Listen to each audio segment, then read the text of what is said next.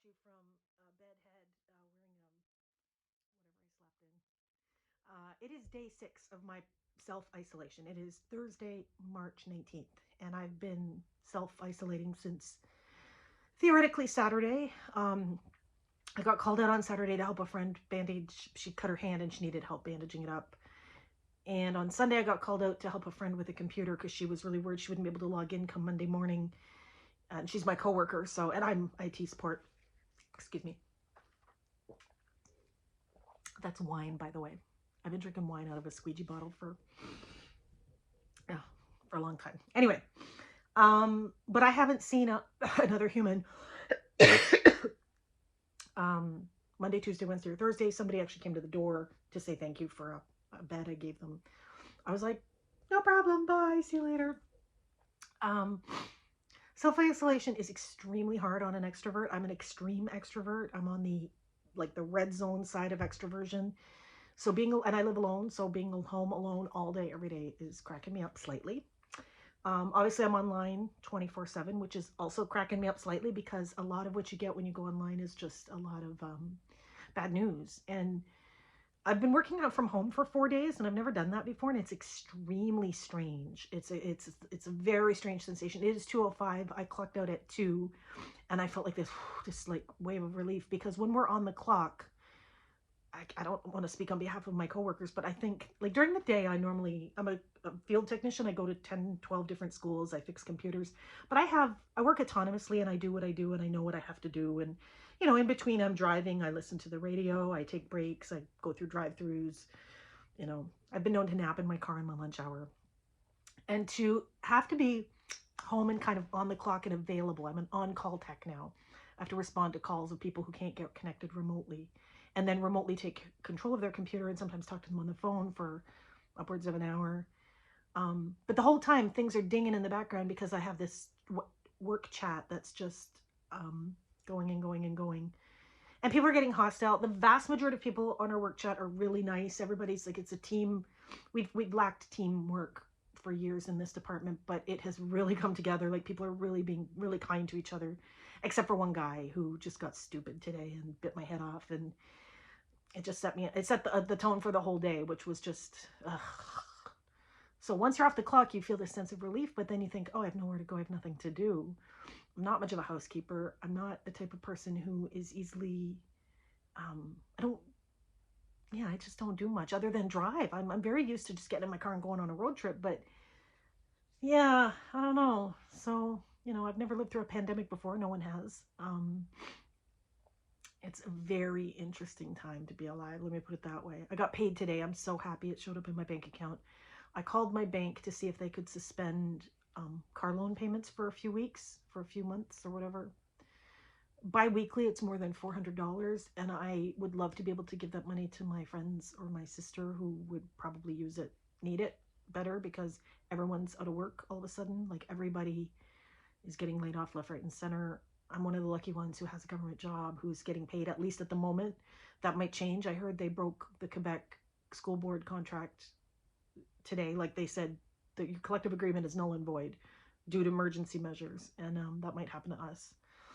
How long have I been talking? 3 minutes, 49 seconds. Some of the things that are interesting, I think gas is 69 cents today. It hasn't been that since I started driving in the 90s. Worried sick about family and friends who are financially not well off.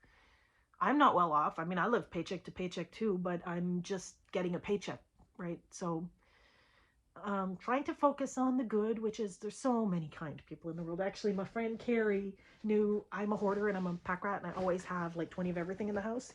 But I was missing Sweet and Low, and she dropped off 3 of them to me on my doorstep yesterday, which was so nice. So there's these moments of complete and utter joy interspersed with like what the fuck is going on in the world. So just giving you a little heads up from Hamilton, Ontario, March 19th, 2020, and day 6 of the pandemic, and day 6 of 23 of at least 23 known days that I'll be locked down. Like we're out of work for 23 days, but I'll update you later and let you know how things are going. So this is kind of funny, you guys. I'm in Smithville. I came to drop off some puffers. My friend and I share asthma supplies. She's severely asthmatic. And yeah, it's my guerrilla drug dealing ring. And I decided to brave it, and I went into the Smithville liquor store. I didn't touch anything. The doors were automatic. I picked up 2 boxes of wine that are cardboard, and I cashed out using tap, and I didn't touch a single thing. Not the doors, nothing. Just walked in there, got my wine, got the fuck back out. So now I need loaves of bread. I'm not sure that I even need them that badly. I have a bread maker at home, and I have flour and I have yeast, so I'm thinking about it. Oh, by the way, the lady in there was really funny. I said, how are you doing? And she goes, people in this town are assholes. And I said, what's going on? She goes, they don't take anything seriously. And I was like, hoo, hoo, hoo. I said, yeah, people are assholes. I agree. Hey everyone, Joe here, coming at you live from the bunker, apparently. Look at this. This is what we call bedhead. Yeah, this is my camping storage room, aka sewing room. So if you saw this side of the room, you would see all my fabrics and my corkboard, what's a pegboard where all my sewing supplies are. It's very pretty. That side is camping storage, and or end of the world storage, which we're currently living through. So yeah, I've decided to rename this my bunker. I've decided to set up a desk. Well, there's been a desk here, sewing desk, and this really nice office chair. So I'm going to try and do what Renee suggested, Renee Sylvester Williams, and work from a desk instead of laying in bed all day and aching at the end of the day. So I had a staff meeting at 10 this morning. It's currently 9:14. I'm seated at a desk like a civilized person. I'm just trying to find my extra cable. I should probably set up a printer. Oh, what do I need to print for? Who are we kidding? Yeah, this is where I'm working from home from now. This is what I deal with, dings and dings and dings all morning long, phone calls, trying to work from home. It's day 7 of my self-isolation. I went out a couple times, obviously. Leanne said something on my Facebook yesterday, which was comforting. I'm self-isolating, which is doing the best I can from distancing from people. So I will be like going out to get groceries from time to time. This is my life, seriously. It's distracting. This is why I'm so stressed out, you guys. Because I have all the volumes turned up for alerts, because if I go to the bathroom, I want to hear the alert. But I do go out from time to time, but I am definitely like 6 feet away and only like maybe a few people here and there.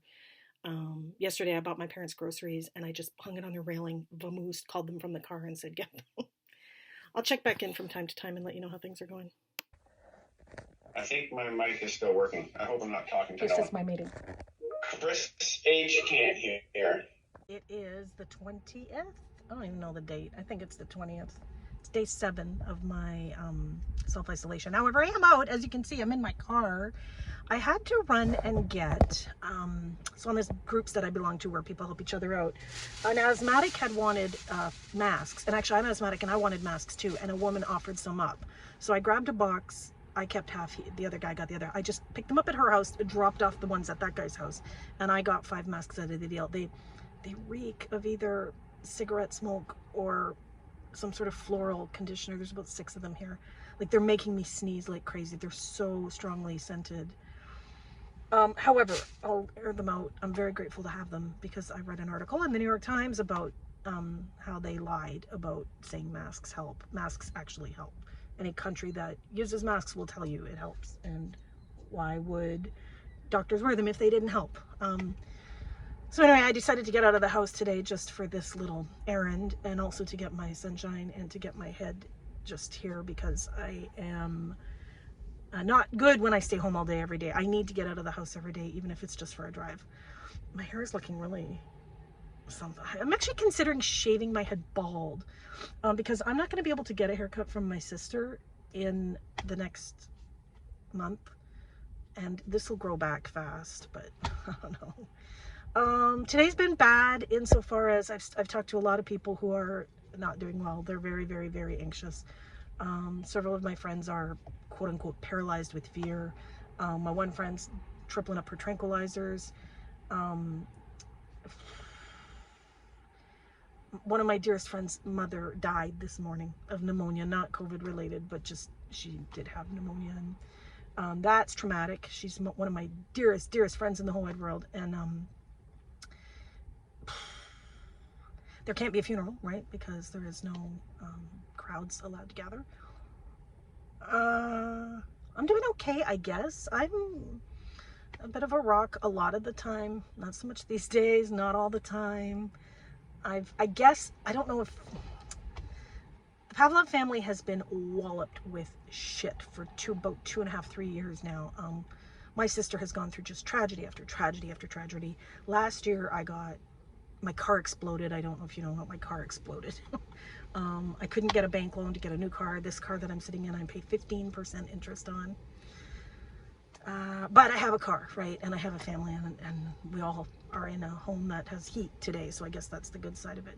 But the Pavlov family got so walloped in recent years that I do feel a bit of a thickening, like my skin is thicker than it used to be, and I guess there's something to be said. Like, I heard, what's his name? I blurred that out for no good reason. Charlemagne the God, who's this guy who does a radio show in New York City called The Breakfast Club. He's hilarious. He actually was talking about how black people have dealt with like social isolation for years and dealing with all the crap life has to throw at them. He was really like articulate about how the poorest of the poor, you know, societies like black communities or poor communities or homeless community have been given such a shit under the stick for so long. Like, this is nothing new. So having to like deal with fucked up systems that aren't working in your favor, hello, welcome to poverty, right? That's what poor people have dealt with every day for decades. And so now rich people are like, oh, I can't get my mortgage deferred, the bank's not answering the phone. Yeah. welcome to life as somebody who struggles with dealing with institutions. So there is an element of being strong, having lived through some crap. I'm glad to be out. I'm glad to have some sunshine today. And it was a 16 effing degrees this afternoon. When I took the garbage out this morning, it was 16 degrees. It's cooling off and it's supposed to get cold tonight. But yeah, all I wear is this Churchill hoodie and my Crocs. And I'm just, you know, this is my new outfit, I guess. I'll check back in a little later.